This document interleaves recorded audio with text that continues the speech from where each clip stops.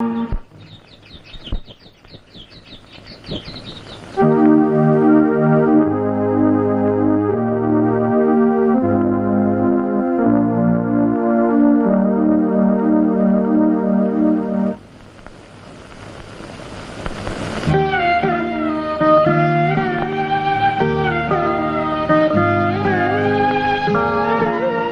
വരുമെന്നറിയാം, കാത്തു നിൽക്കായിരുന്നു. പലതും ചോദിക്കണമെന്നും പറയണമെന്നും കരുതിയാ വന്നത്.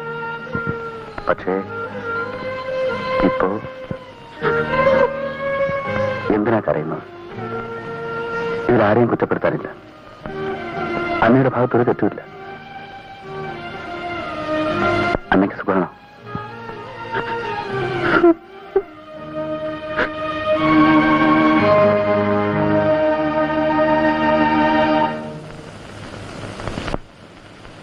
അപ്പ, അവരെല്ലാം കാത്തിരിക്കുന്നു.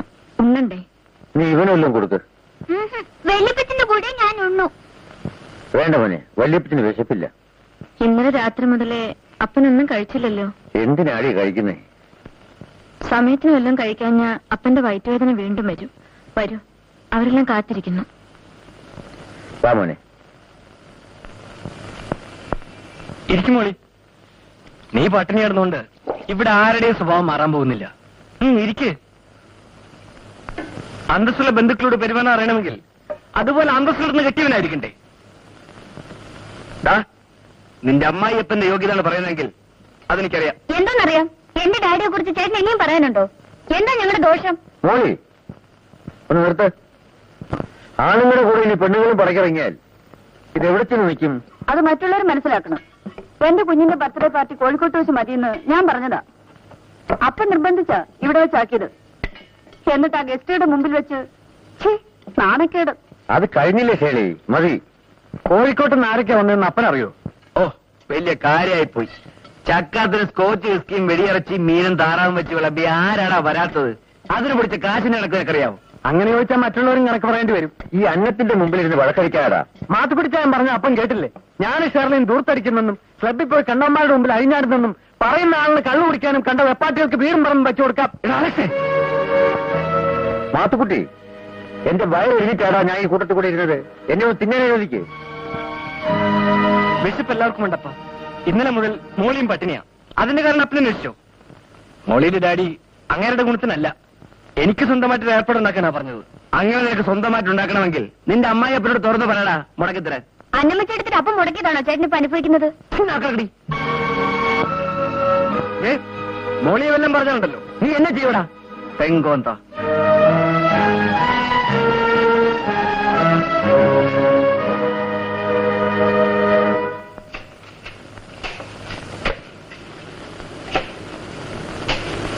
മക്കളെ, പണി നിർത്തി വന്നേ, വല്ലതും കഴിക്കാം.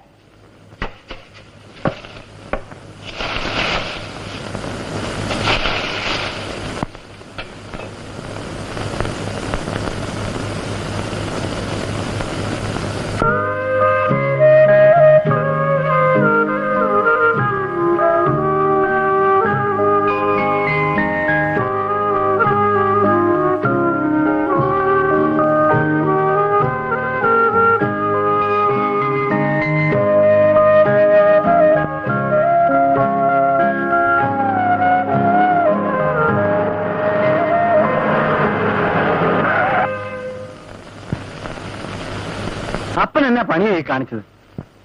ഞാൻ ഇനി അന്വേഷിക്കാത്ത ഒരു സ്ഥലമില്ല. ഞങ്ങൾക്കിന്ന് കോഴിക്കോട്ടേക്ക് പോകണ്ടേ? അത് എന്റെ സമ്മതം വേണോ? അപ്പൻ ഈ നോട്ടീസിൽ ഒപ്പിട്ടേറാ കുഞ്ഞമ്മട്ടി ആയി മരം വിട്ടേറില്ല.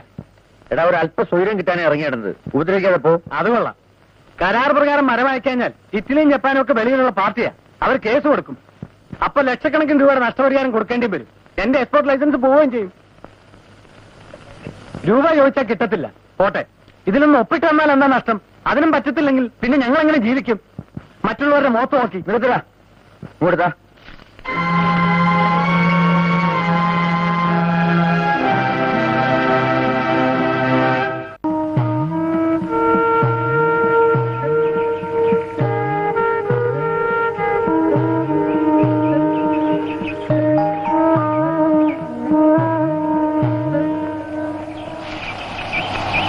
എടാ രാജു, നിനക്കത് വേദന ഏതിനാടാ വേണ്ടത്? കൂട്ടത്തിൽ ചെറുതിനെ ഞാൻ എടുത്തോളാം. വലുതിനെ ഞാനും എടുത്തോളാം.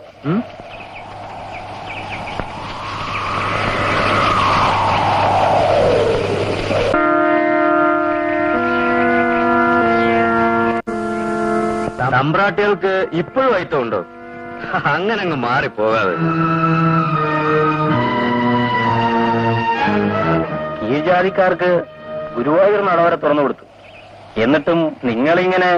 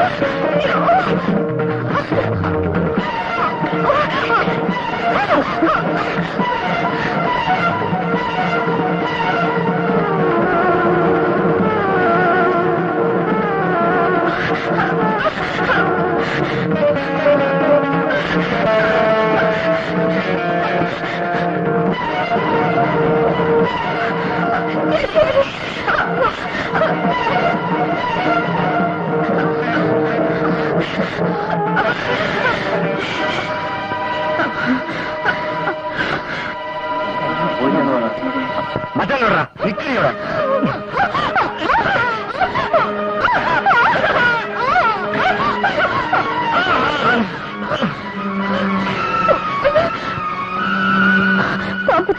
എന്നെ രക്ഷിക്കൂ.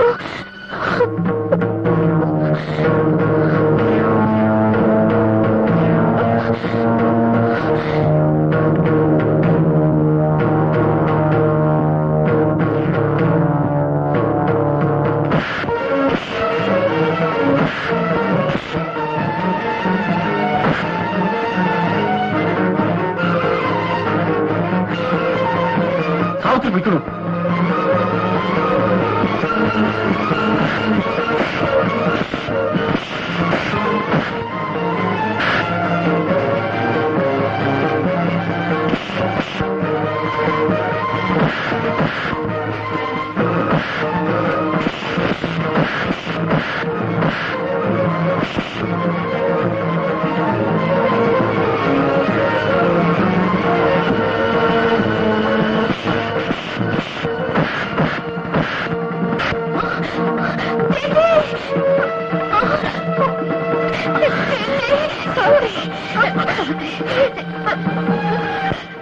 നിനക്കെന്തെങ്കിലും പറ്റോ? ഇല്ല.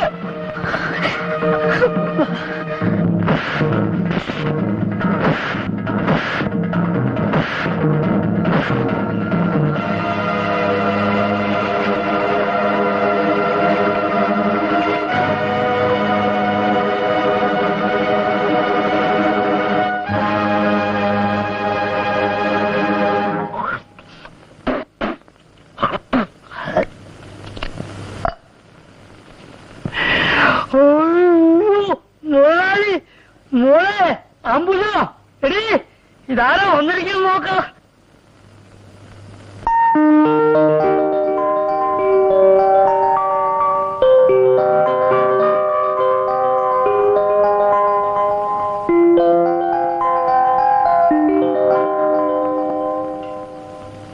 ആഹാ, വന്നിപ്പോ പട്ടാ പോലും കയറി തുടങ്ങിയോ? അയൽക്കാരെങ്ങനെ പേടിക്കണ്ടേ? എന്തിനാണ് പേടിക്കുന്നത്? മുമ്പ് നമ്പൂതിരിമാര് സംബന്ധമൊന്നും പറഞ്ഞ് രാത്രിയും പകലും നമ്മളെ വീടുകളിൽ കയറി അറിയില്ലേ? അത് കൊള്ളാം. നമ്പൂരിമാരെ പോലാണോ ക്രിസ്ത്യാനികള്? ഇപ്പൊ ഇവരാടി കേരളന്മാര്. നമ്പൂരിയാരൊക്കെ ക്ഷയിച്ചോ. കാലാകാലത്ത് ശേഷമുള്ളവർ വന്ന് മുട്ടിയ നമ്മൾ വാതിൽ തുറന്നു കൊടുക്കണം. അതിലെന്താടി ഒരു തെറ്റ്? അമ്പുജത്തിന് പുടവ് കൊടുത്തവർ നായരുണ്ടെന്ന് ഓർമ്മ വേണം. ഓ കൃഷ്ണൻകുട്ടി, അവൻ ലഡാക്കിലോ ആസാമിലോ പോയി കിടക്കല്ലേ. പാവം പട്ടാളക്കാരൻ. അടുത്ത മാസം ഇയാള് വരുന്നുണ്ട്. ലീവ് കഴിയുന്നവരെ പിന്നെ ഇവിടെ കാണും. അപ്പൊ എന്ത് ചെയ്യും?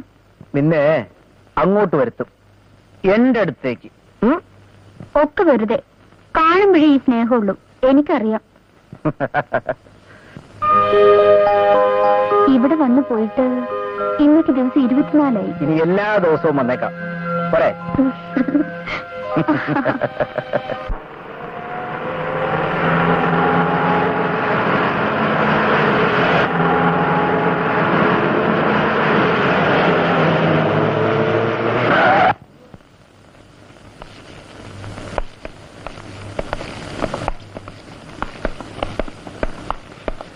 Are you mister Alex? Yes. കോഴിക്കോട്ടെ നിങ്ങളുടെ ടിമ്പറയാട് ഫോറസ്റ്റ് അധികൃതർ റെയ്ഡ് ചെയ്തിരിക്കാം. സർക്കാർ വനങ്ങളിൽ നിന്ന് മോഷ്ടിച്ച തടികളാണ് അവരവിടെ കണ്ടുകെട്ടിയത്. സാർ, അത് you are under arrest mister Alex.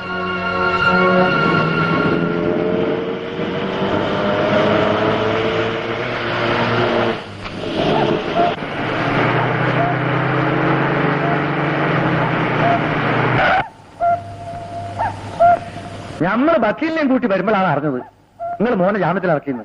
കുഴപ്പമില്ല, അമ്മയും മോള് പെണ്ണെന്നെ. ഹാജിയാരെന്താ ഇങ്ങോട്ട് വന്നത്? ഈ കേസ് പിടുത്തൊന്നും ഞമ്മക്ക് പുത്തരിയല്ല. തടിയുമ്പോ പോയി തടിയുമ്പോൾ ഉണ്ടാക്കണം. നിങ്ങളെ മോനിക്ക് ഇനിയും നമ്മൾ മരം കൊടുക്കും. കൊടുത്തതിന്റെ പൈസ കിട്ടിയിട്ടില്ല. പിന്നെ നിങ്ങൾ ഒപ്പിട്ട് തന്ന രേഖപ്രകാരം നമ്മൾ എന്നാ ഈ മരം മുറിക്കാൻ ആളെ അയക്കേണ്ടത്? സ്ലോട്ടറിങ്ങിന്റെ കാര്യം മാത്തുക്കുട്ടിയോട് കൂടി ഒന്ന് ചോദിച്ചിട്ട്. ഞമ്മക്ക് തിരക്കില്ല, അത് നിങ്ങൾ ചോദിച്ചോളി.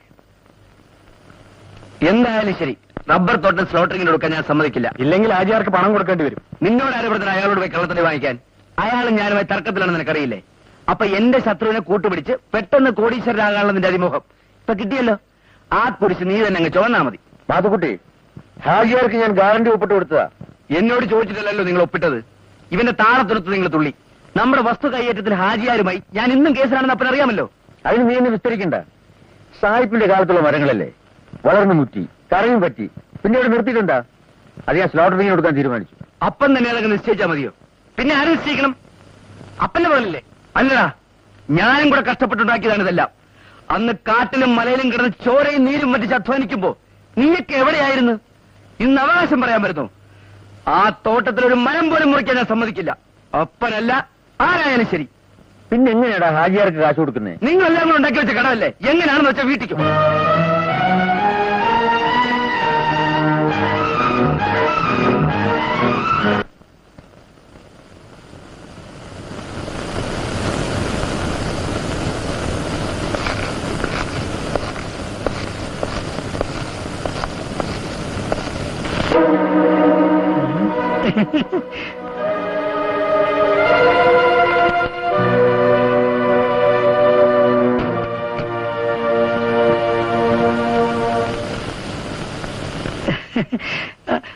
മോളെ അമ്മുജോ, ചാര വന്നു നോക്ക്.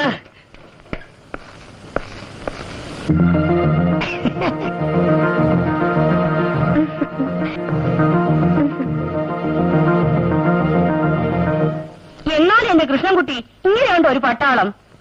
എന്റെ മോൾ ഇവിടെ കൃഷ്ണൻകുട്ടിയായിട്ട് എപ്പോഴാ വരിക, കൃഷ്ണൻകുട്ടിയുടെ കത്ത് എപ്പോഴാ വരിക എന്ന് കാത്തു കാത്ത് ഉരി കഴിയല്ലേ? അതെ അതെ. നീ അവളെ ഇങ്ങനെ കണ്ണീര് കുടിപ്പിക്കാതെ മോനെ.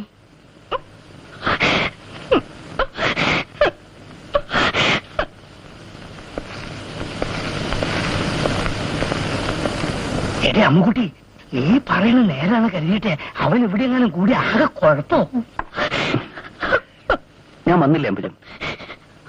എനിക്കറിയാതെ കാണാൻ എനിക്ക് മോഹമില്ലാഞ്ഞിട്ടല്ലോ. നോക്ക്, ഞാൻ നിനക്ക് വേണ്ടി എന്തെല്ലാം കൊണ്ടുവന്നറിയോ? ആ പെട്ടിയിലുണ്ട്. അതൊന്നും വേണ്ട, എനിക്കെന്റെ കൃഷ്ണൻകുട്ടിയുടെ മതി.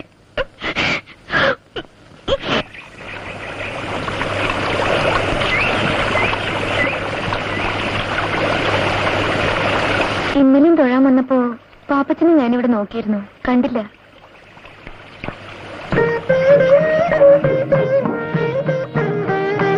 എന്താ ആലോചിക്കണേ? അതെ, എന്റെ ചെറുപ്പത്തില് മറക്കുടയും പിടിച്ച് നിങ്ങൾ അമ്പലത്തിലേക്ക് പോകുമ്പോ ഞങ്ങളെല്ലാം വഴിയിൽ നിന്ന് മാറ്റി നിർത്തിയിരുന്നില്ലേ? അതെന്താണെന്ന് എന്റെ അപ്പനോട് ചോദിച്ചപ്പോ നമ്പൂരിമാരെ തൊട്ട് അയിത്താവൂന്ന് പറഞ്ഞു. പിന്നെ എന്താ അയിത്തം എന്നായി ചോദ്യം.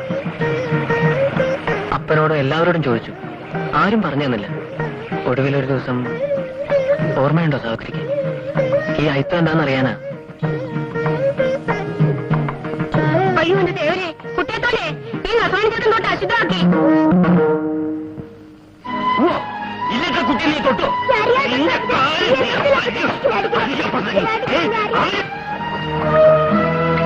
അന്ന് അപ്പൻ എന്നെ ഒത്തിരി തല്ലി.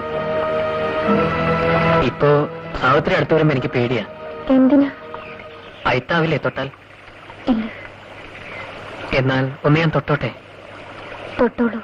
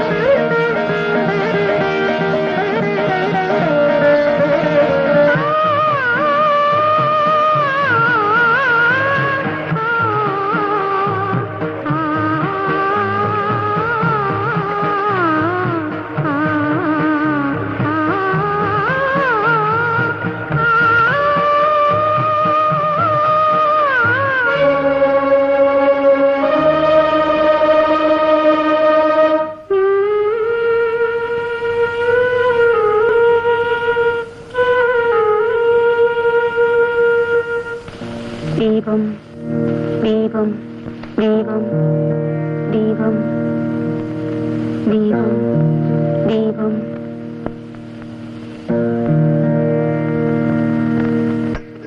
ശുക്ലാംബരധരം വിഷ്ണു ശശിവർണം ചതുർഭുജം പ്രസന്നവദനം ധ്യായേത് സർവവിഘ്നോപശാന്തേ.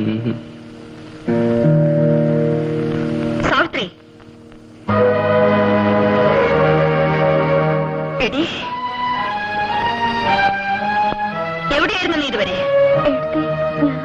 ആരുടെ കൂടെയായിരുന്നാ ചോദിച്ചത്? എല്ലാം എനിക്കറിയാം. നിന്റെ അഹമ്മദ് നിർത്തിക്കോളൂ. ദുഷ്പേരുണ്ടാക്കിയ ഈ കുടുംബം മുടിയും. ഇനിയും മുടിയാണ്. ബാക്കി എന്തുണ്ട് എടുത്തി? എന്താണ് നീ പറഞ്ഞത്? ഒരുമ്പെട്ടവളെ. ഒരു പുരുഷന്റെ ചെത്തും ചൂരും അനുഭവിച്ചറിയാൻ എന്റെ ഏട്ടത്തി കൊതിച്ചിട്ടില്ലേ? ഒന്ന് തുറന്നു പറയൂ. ഉണ്ട്, എനിക്കറിയാം. ലഹളക്കാലത്ത് അഭയം നൽകിയ ചാത്തമ്പുലേനെ സ്വന്തം പായിലേക്ക് ക്ഷണിച്ച് നമ്പൂരിപ്പെണ്ണിന്റെ കഥ എന്റെ ഏട്ടത്തെ അയവിറക്കാറില്ലേ? ആ നിലയ്ക്കല്ല ഞാൻ പാപ്പച്ചനെ ഇഷ്ടപ്പെട്ടത്. ഒരു കടപ്പാട്, ആ പരിചയം സ്നേഹമായി. എന്നാലും കളങ്കപ്പെടാതെ എനിക്കെന്നെ നിയന്ത്രിക്കാൻ അറിയാം. അനിയത്തെ, ഈ ഇല്ലത്തെ കുട്ടിക്കാവാണ് നീ. ഒരന്തർജനം, അത് മറക്കരുത്. ഈ ഏട്ടത്തിക്ക് അതേ പറയാനുള്ളൂ. എന്താ ഇവിടെ? ഒന്നുമില്ലമ്മേ.